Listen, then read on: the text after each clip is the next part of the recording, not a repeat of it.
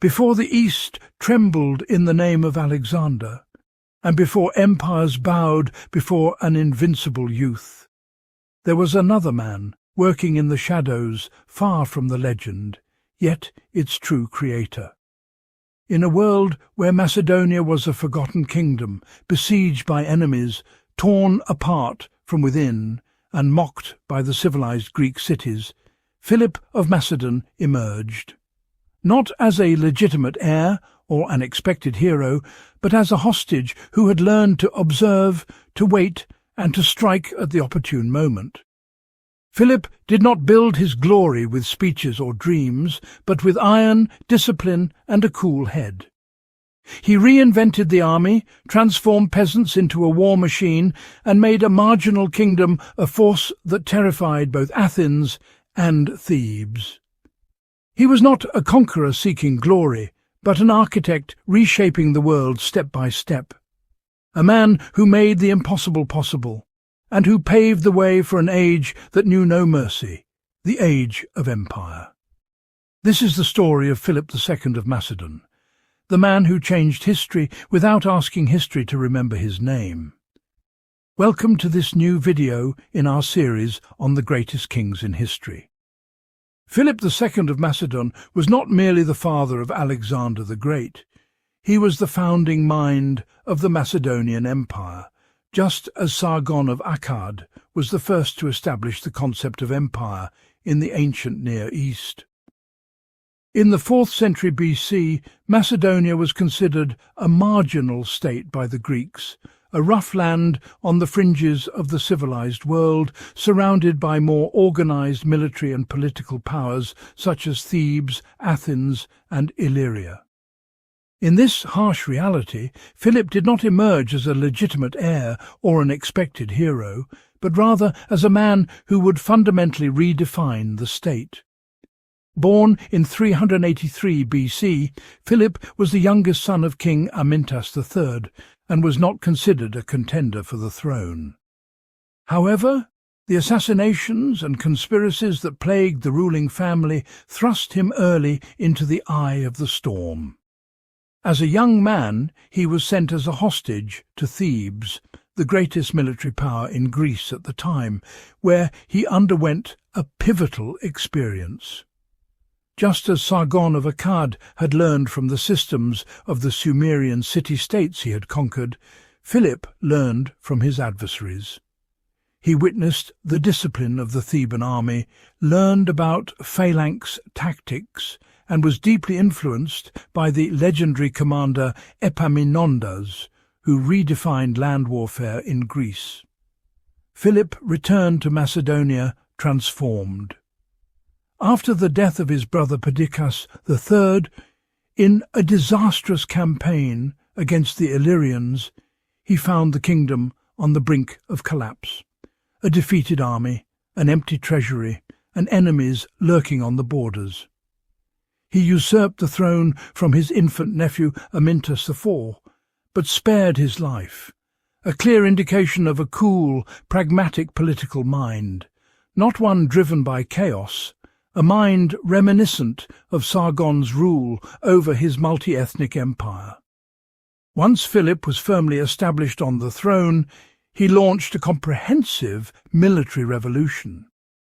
He rebuilt the army from the ground up, creating the Macedonian Legion, an ironclad formation relying on long Sarissa spears, transforming the infantry from disorganized peasants into a deadly human wall, moving as a single unit. These were not merely technical reforms, but a complete rethinking of the concept of war, making the Macedonian army the most disciplined and lethal in the Greek world. But Philip was not only a man of the sword, but also a statesman. Like Sargon, who combined conquest with administration, Philip employed both force and diplomacy. He crushed the Illyrians and Thracians, recovered lost territories, secured his northern borders, and then turned his attention to the Aegean Sea, linking war with political alliances with threats, and victory with stability.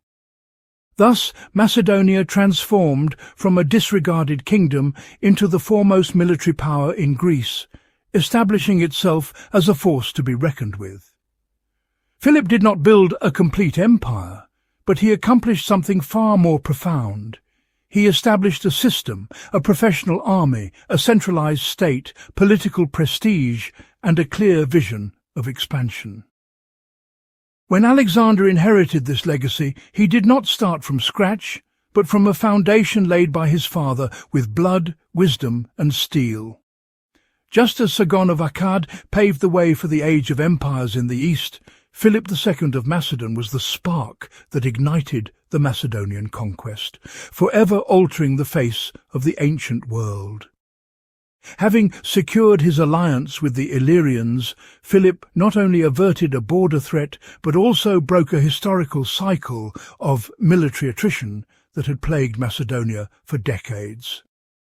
By securing the northwestern frontier, he was freed for the first time from defensive warfare, and could move on to what he had awaited since ascending the throne: organized offensives and force building. This moment marked the turning point from a king seeking survival to a ruler planning irreversible expansion. In 357 BC, Philip launched a calculated strategic strike by capturing Amphipolis, the former Athenian colony. This decision was driven not only by military glory, but primarily by economic considerations. The city's location near the gold and silver mines of Mount Pangaeus transformed it into a vital financial artery. Wealth flowed into the Macedonian treasury at unprecedented rates, estimated at thousands of talents annually, giving Philip a weapon more potent than armies themselves: the ability to finance a permanent professional and organized war. From that moment on, his army was no longer seasonal or dependent on plunder, but a self-sufficient military institution. Athens responded by declaring war, but lacked the will and resources for a decisive confrontation. A siege of Amphipolis would have required a massive mobilization and a prolonged absence from Attica, a price Athenian democracy could no longer afford. Thus, for the first time, Athens faced an adversary it could not defeat by force or politics. In the same year, Philip consolidated his position with a new political marriage to Olympias, Princess of Epirus. The marriage was not happy, but it was effective. From this union was born Alexander, the heir who would later bear the consequences of a project carefully crafted by his father. As with Sargon of Akkad, the heirs were not the architects of the empire, but rather the inheritors of a ready-made structure. Philip continued his campaigns relentlessly, fighting and marrying simultaneously. He was victorious, but he left behind resentful cities and elites waiting for an opportunity to rebel.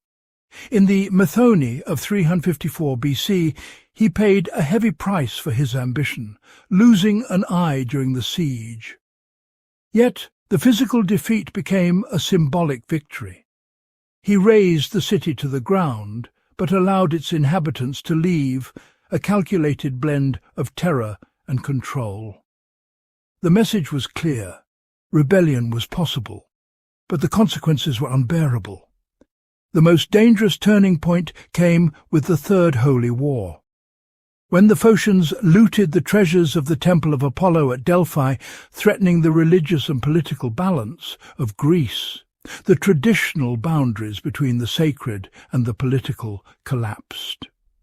Thebes, the power that had once despised Macedonia, turned to Philip for help. This was a tacit admission that the balance of power had shifted. Philip intervened, not as a mercenary, but as an armed judge, crushing the Phocians, imposing harsh terms, and seizing the strategic pass of Thermopylae, the gateway separating northern and southern Greece. As a reward, Philip was granted membership in the Amphitheatre League, and received the votes that had belonged to the Phocians, transforming him from a military outsider into a legitimate player within the most sacred institutions of Greece.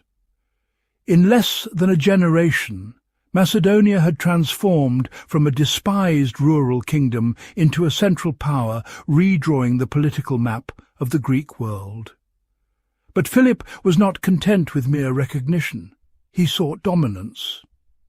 He turned eastward toward Thrace and the Dardanelles, through which the trade and grain routes from the Black Sea passed. When he besieged Perinthus and Byzantium in 340 BC, the Greeks realized that the threat was no longer local, but existential. The warring cities reconciled, Athens and Thebes, former enemies, united against him, and even Persian aid poured in a last-ditch effort to halt the Macedonian advance. Yet Philip was not simply a king waging sporadic wars. He was the architect of a new order. He was reshaping the Greek world by force, by gold, and by politics, transferring power from independent city-states to a centralized state governed by armies, order, and discipline. He was approaching the inevitable moment of clash that would end the era of city-state independence and usher in the age of empire, an age that Alexander would carry to the ends of the earth, but whose roots, spirit, and structure were the work of Philip alone. One by one, the Greek cities joined forces in a desperate attempt to halt Philip's advance, an effort born not of genuine unity, but of a shared fear of a future that was becoming increasingly clear. In the spring of 338 BC, the Macedonian king returned to the heart of Greece, not as a passing invader, but as a force that knew its moment of truth had arrived. His army moved south through the passes he now controlled until it reached the plains of Boeotia, where history was destined to change near the city of Chaeronea. Hastily, Athens and Thebes, yesterday's rivals, joined forces, along with allies from various cities, to form a massive army estimated at some 35,000 men. This army was more than just a military formation. It was the embodiment of the last vestiges of the Greek dream of civic independence, the final attempt to defend a world governed by assemblies and orators, not by kings and standing armies. In contrast, Philip stood with cold confidence, leading 30,000 infantry and 2,000 cavalry, an army built for systematic killing, not rhetorical glory. On the left flank stood no ordinary commander, but an 18-year-old youth trained for war since childhood, Alexander. When the battle erupted, the unequal clash was short-lived. The Greek ranks crumbled under the relentless pressure of the Macedonian legion, and the flanks were crushed by swift cavalry charges. The Theban legion, the elite of the warrior class, resisted fiercely, but was annihilated to the last man, in a scene that would become a symbol of the end of an era. Chaeronea was not merely a military victory, but a moment of historical rupture. A moment when cities realized that courage alone was no longer enough, that the age of civic supremacy had crumbled before the organized military state. After the victory, Philip did not plunge Greece into outright occupation or blind ruin. He ruled with reason as much as he ruled with the sword. He founded the Hellenistic League, the League of Corinth, uniting the cities under a single banner, with himself at its head. The major powers were forced to join, one after another, while Sparta chose isolation and silence over submission. In the name of this imposed unity, Philip announced his grandest project: to shift the war eastward, diverting the Greeks' attention from their internal conflicts to an external enemy, the Persian Empire. The idea of empire had matured, and the ancient world seemed poised to be redrawn. But history, as is its wont, did not grant its architects enough time. In 336 BC, While Macedonia celebrated the wedding of Cleopatra's daughter, Philip suddenly fell, bleeding profusely, stabbed by his personal bodyguard, Bolsinius. The assassin was killed instantly, and with him the secret of the motives was buried.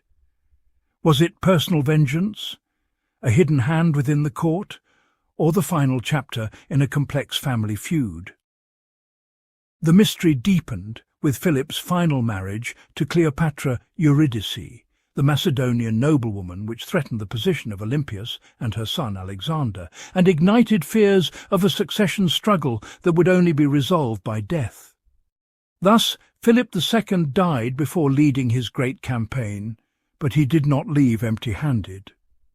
What he left behind was not just a kingdom, but a complete historical machine, a rebuilt army, a Greece unified by force, and a political system that allowed for expansion without internal resistance. When Alexander ascended the throne, he did not begin his journey from scratch, but from a solid platform built with years of blood, cunning, and silent victories. Centuries later, a royal tomb was unearthed in Agai containing a skull with damage to the right eye, a wound identical to Philip's injury at Methone. As if history, even in its stony silence, wanted to whisper the truth. Alexander conquered the world, but Philip paved the way. Don't forget to subscribe. See you next time.